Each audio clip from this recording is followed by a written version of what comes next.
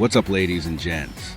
I'm back with yet another video on Crystallis, and this time we're exploring the combat system. Today, after several weeks of hard work, I can finally present you the bare-bones combat system that will be used in this game. I must admit, it is ironic that I originally thought a turn-based combat system would be easier to implement and synchronize than a more conventional real-time system. And yet, the sheer amount of challenges I've faced while implementing it, even after getting experience with Digimon World 2 HD, left me scratching my head. But on the other side, I've found new respected developers of Vagrant Story, who really pioneered a great turn-based system, which is pretty unique even nowadays among other turn-based games. Now let's dive in.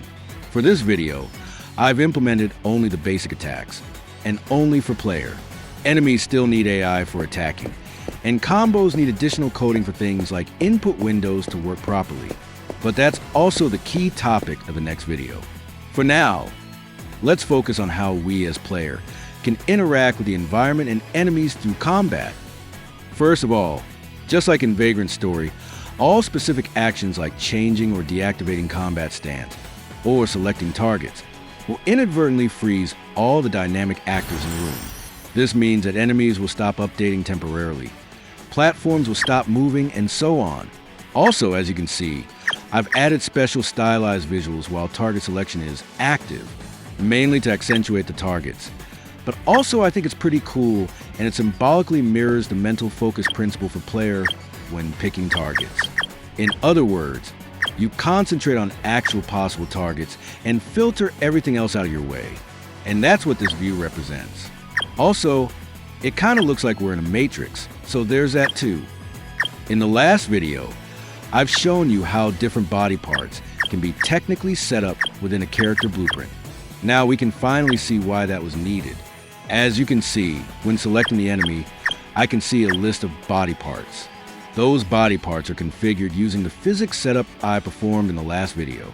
Using such setup, there's no limit to how many and what body parts a character can have, be it multiple pairs of arms or legs, wings, or even multiple heads. The opposite is also true. You can have a character that only has one single body part, like the amoebas and animals in Vagrant Story. In case of multiple targets, when you need to select a single body part or a whole character, the camera always focuses on the currently selected character, giving you a clear view. Also, something I'm experimenting on at the moment is the damage estimation text, which you can currently see near the target cursor. Right now, there's no actual damage formula, so each hit just deals 30 damage. Further down the line though, actual damage calculations will be implemented and integrated. At the top of the screen, you can see the current action stats. My overall approach to designing this section was to show as much relevant information to the player, using as little space as possible. Unlike Souls games or other real-time action RPGs, the combat system in this game is more about strategic efficiency and excellence, through well-thought actions using your whole arsenal of abilities and equipment. Vagrant Story was great at setting the bar for its time, but its menus were still somewhat slow and clunky by today's standards. So another goal of mine was to adapt that game's core idea while fixing the mentioned problems. Now, let's see the actual combat sequence in action. All the effects, both audio and visual, are placeholders and will be updated later. Character's death and despawning has also been implemented. So depleting the enemy's HP down to 0 will result in that enemy dying and disappearing. Player character's death cannot be tested at the moment due to a special sequence having to follow it, a game over screen. It's being implemented and will also be showcased in the next video.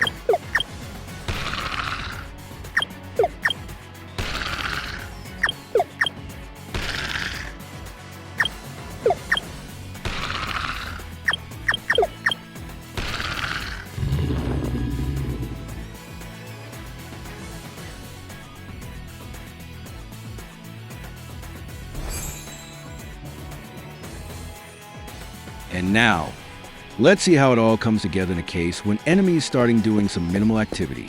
I've added some bare-bones patrolling functionality for them, which is synchronized with the combat system and is paused properly during various phases and sequences.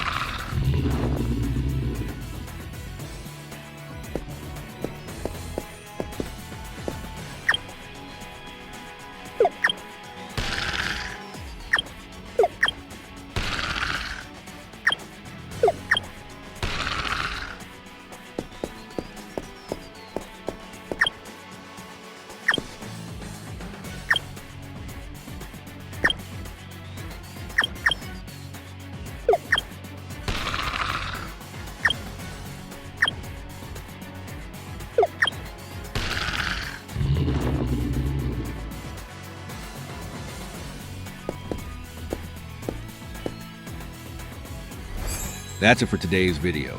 Not too much visually, I guess, but such is any game's development process. Most game systems have to be designed and implemented without too much going on visually, so that the rest of the development can then proceed, showing more and more impressive results.